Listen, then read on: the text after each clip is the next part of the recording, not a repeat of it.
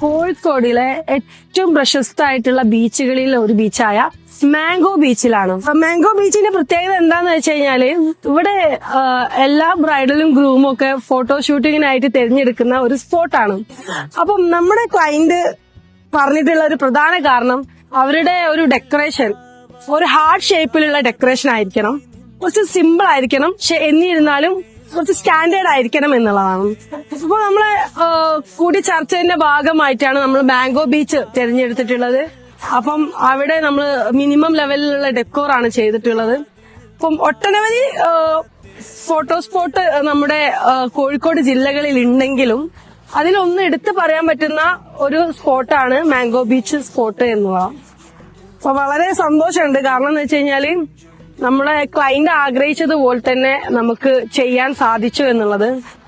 ഇനി ബാക്കി നമ്മളെ ക്ലയന്റിന്റെ പ്രതികരണത്തിലേക്ക് പോവാം. ഹായ്, ഞാൻ ആമിന. ഇന്ന് ഞങ്ങളുടെ പ്രപ്പോസ്ഡ് തീം ഡെക്കോറിൽ നമ്മൾ ആഗ്രഹിച്ച പോലൊരു ഷൂട്ട് ഇപ്പൊ കഴിഞ്ഞതേ ഉള്ളൂ. അതിന് ഞങ്ങൾ കുറെ നാളുകൊണ്ട് ആ ഒരു ഇവന്റ് സെറ്റ് ചെയ്യാൻ വേണ്ടിയിട്ട്, ഡെക്കോർ സെറ്റ് ചെയ്യാൻ വേണ്ടിയിട്ട് നമ്മൾ കുറെ ഇവന്റുമായിട്ട് നമ്മൾ കോണ്ടാക്ട് ചെയ്തിരുന്നു. പക്ഷെ ഭയങ്കര സാറ്റിസ്ഫാക്ഷൻ ഉണ്ട്. കാരണം നമ്മൾ വിചാരിച്ച പോലെ ആ ഒരു തീമിലോട്ട് എത്തിയിട്ടുണ്ട്.